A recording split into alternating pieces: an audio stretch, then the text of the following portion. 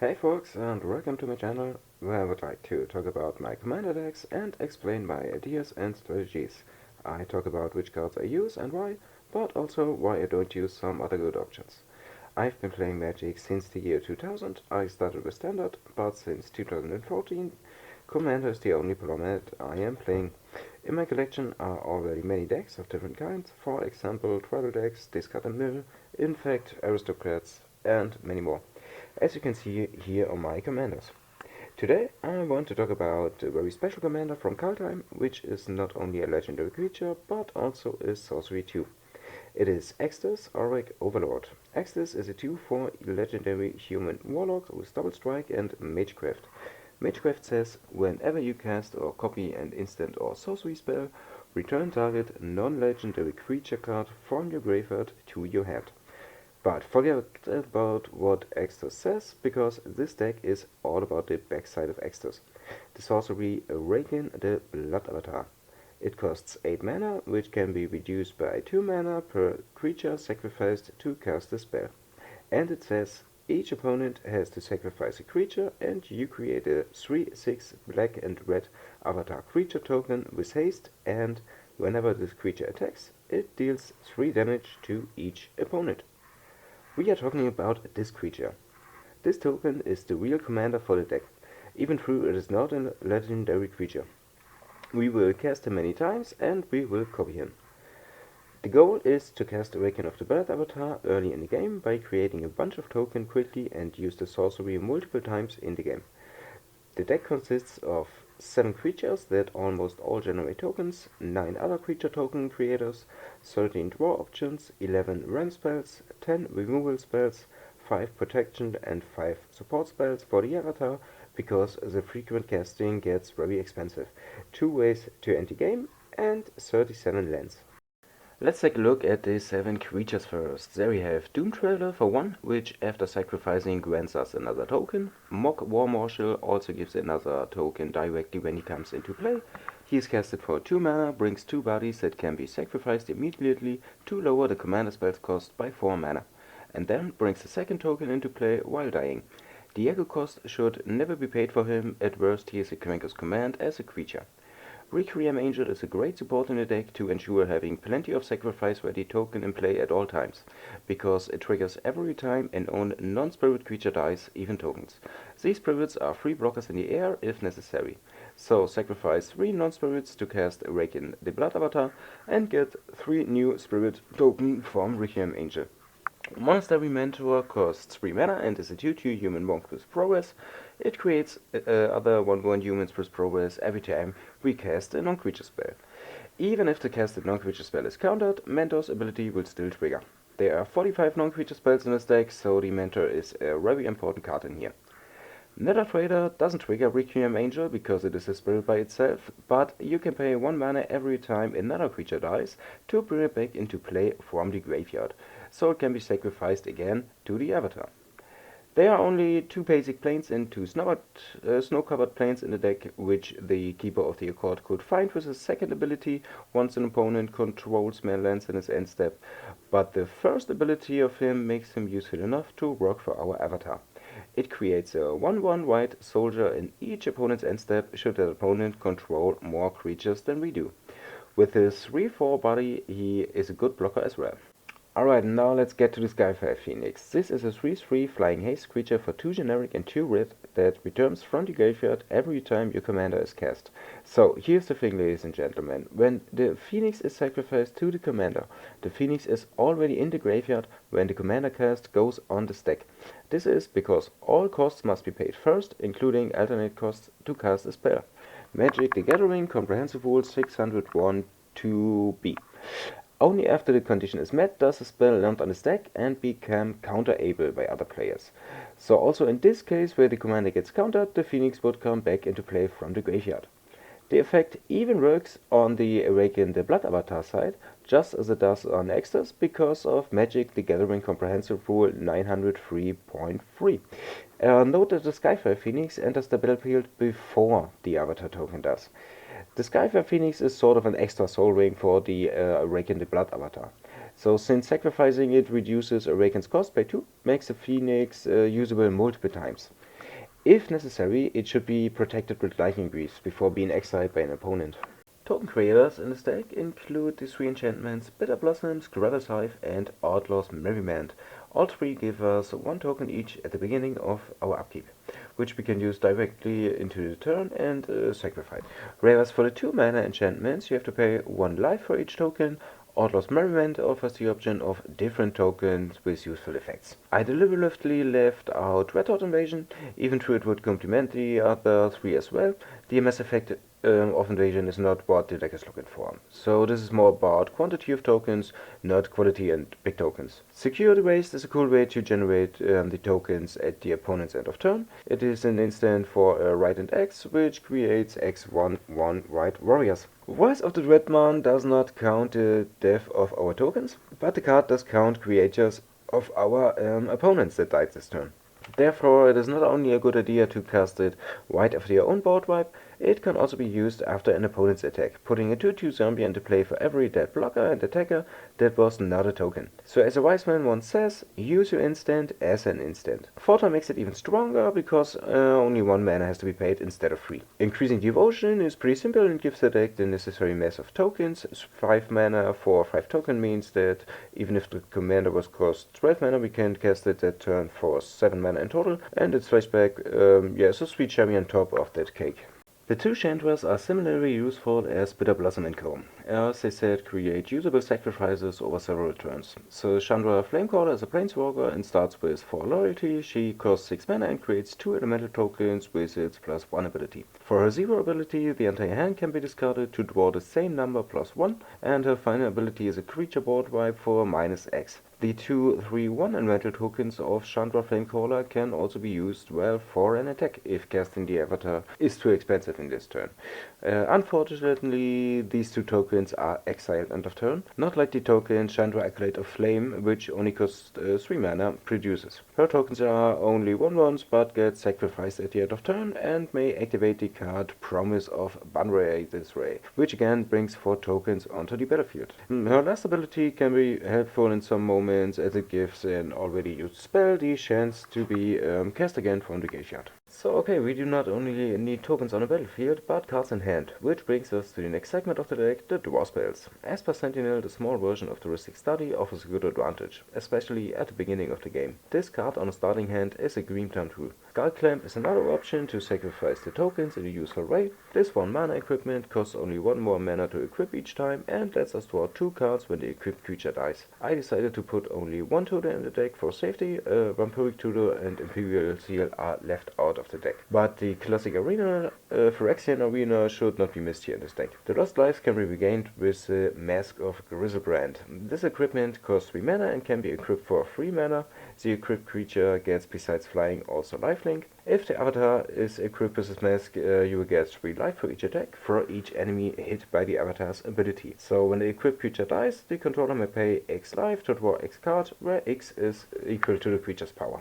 Smuggler's Shares become a card that I include in almost every white deck. It is a 3 mana enchantment that lets the owner of the card draw 1 card at each end step for each opponent to draw 2 or more cards that turn. In addition, we receive 1 treasure for each opponent to draw 2 or lands into play that turn. Both effects applies in every end step and triggers for each opponent, but unfortunately this is a must effect which can play into the hands of opponents with discard or mill strategies. Another card drawing option in the deck is to get use out of the death trigger. Since many of our creatures will die, their death should not be inconsequential. Weatherlight Completed is a 5/5 flying vehicle for 2 mana with no crew ability. Instead, the Weatherlight gains a prizes counter for each owned creature that dies, and gives the owner Scry 1. If the ship has 7 or more prizes counters, the Scry ability expires and is replaced by a draw 1. Already by having 4 prizes counters, the Weatherlight is a creature. Erebos, Blackhearted, can let us pay 2 life to make sense out of the death of a sacrificed creature and let us draw a card. Usefully, Erebos lets us sacrifice a creature for 2 mana to give another -2/-1 end of turn. Yogg-Mogg, a human cleric for 4 mana, has protection from humans and can also sacrifice a creature to draw a card. However, he distributes -1, -1 counters. Even through Skrelv's Hive and White Sun's Twilight are the only cards in the deck that offers a poison option. Yogg-Mort's last ability is not to be underestimated. For 2 black and discard 1, he lets us proliferate. Morbid Opportunist, a black 1/3 human rook, only triggers once per turn, but it also triggers when an opponent's creatures die. I deliberately did not include the cards Midnight Reaper and Grim Harvespex in the deck because both are only activated when a non-token creature dies. But mainly tokens will die in this deck, so both cards are rather useless in here, but still they are good cards. Next we have Painful Truths and Promise of Power. Each give us a card for life. 3 mana, 3 life, 3 cards for Painful Truths and 5 for Promise of Power. I play Promise of Power in a lot of black decks that do not include blue because I think it's a very strong card. Blood for the Blood God is one of the new cards from the Warhammer universe and fits perfectly into this deck. This spell costs 11 mana, which seems priceless, but the card costs 1 less for each creature that died this turn, no matter who the creature belonged to or what phase it died into. So discard your hand to draw 8 new cards and each opponent gets 8 damage. Sounds like a good deal. Let's move on to the ramp. Rector's Signet and Talisman of Indulgence are the only one of their kind, as mainly black and red mana is needed to cast the commander. Arcane Signet and Felroar Stone give us white mana on top of that, and in the 1 mana slot are Soul Ring and Dark Ritual. Knight of the Red Orchard can be used to bring the Sacred Shrine, the Godless Shrine or the Sacred Foundry into play. He is also a useful sacrifice for the avatar, just like the Dockside Extortionist is. For 2 mana it gives us a number of treasures equal to the number of enchantments and artifacts all opponents control. Note that if you don't have the option to copy it directly, I will explain how in the support section, it is advisable to sacrifice it directly to the avatar after casting it. It would be annoying if an opponent creates a copy of him or uses his ability otherwise, you know. Yeah, other ways to get treasures are the Pitiless Plunderer and Smothering Tithe. Smothering Tithe is probably known to every commander player and yes, has established itself over the years as a base in my 99. Whereby the Plunderer gives us a treasure every time another one of our own creature dies. Speaking about dying, Black Market gets a charge counter for each death trigger on the board, so regardless of owner and if it's a token or not, and then provides us the same amount of black mana in the mana phase before combat.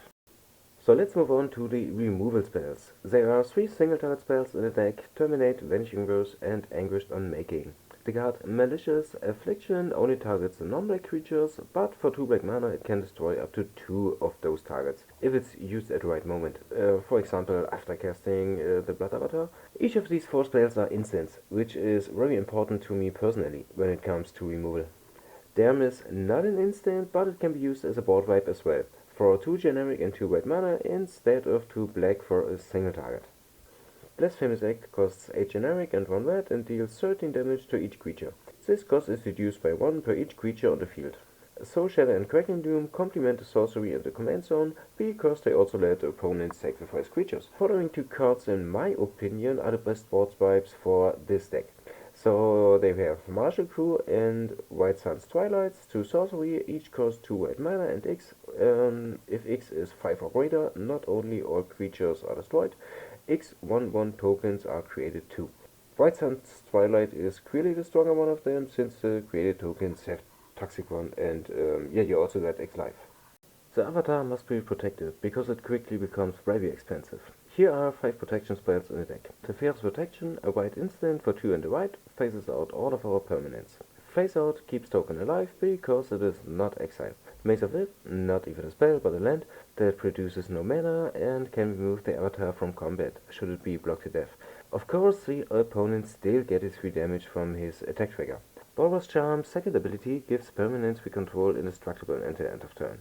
But also the other options can be very good in the right moment. The third ability, for example, can also be cast on enemy creatures, which will be unexpected and often takes an opponent out of the game. For example, while an opponent hits another opponent with a 5-power infect creature.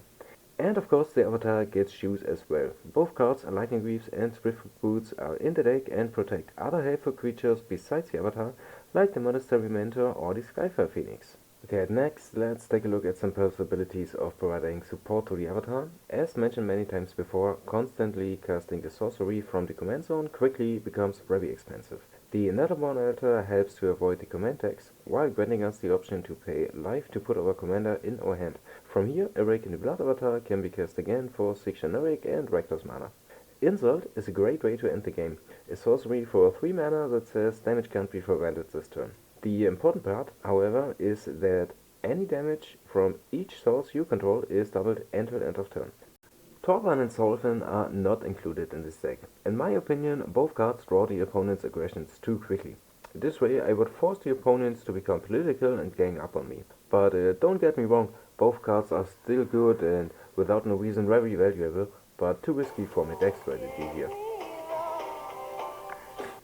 As already mentioned, there are cards in the deck that copy the Avatar or the Dockside Extortionist. First for 1 generic and 1 red, Determined Iteration.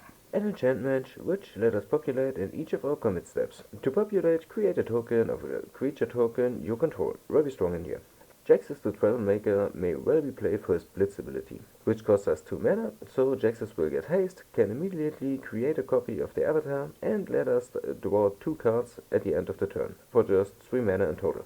One of my absolute favorite cards is Kiki-Jiki Mirror Breaker. It's just awesome and fits into so many decks and perfectly in here.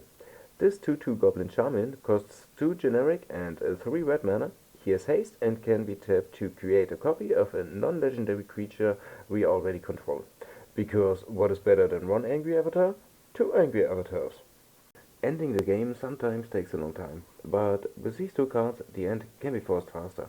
Torment of Hellfire is a well-known card in Commander. 7% of Commander decks worldwide has this card in it, because it is a bomb.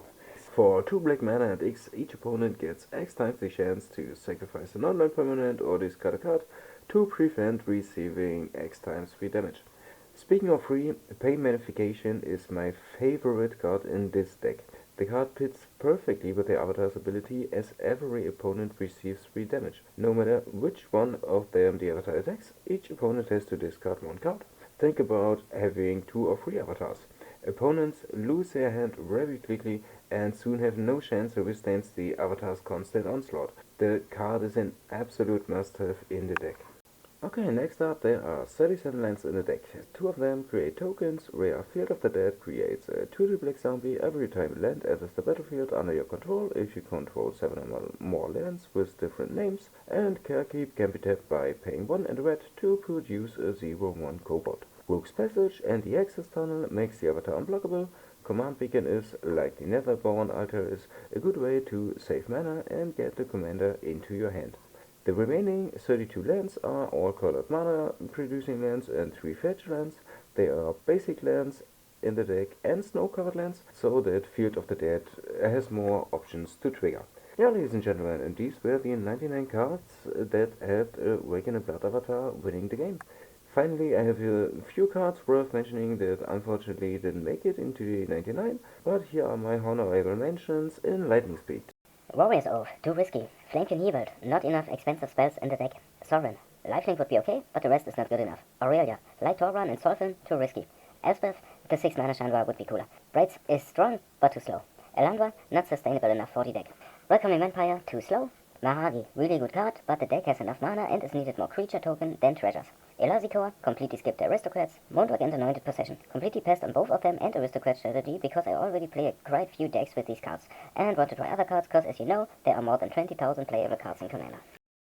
Okay, and that would be it. Here you can see the stats of my decks. The mana curve is 3.02, 24 cards in the decks cost 2 mana, that's why it is so aggressive and fast. Blood for the Blood God for 11 mana and plus Famous Act for 9 are the 2 most expensive cards, but their mana cost can be reduced. And don't be surprised that the statistics says 38 lands, not 37, because Maze of If is included here. The deck consists of 45% black cards. Thanks a lot for watching the video. Feel free to check out my other decks as well, and yeah, have fun rebuilding and playing it. See you next time.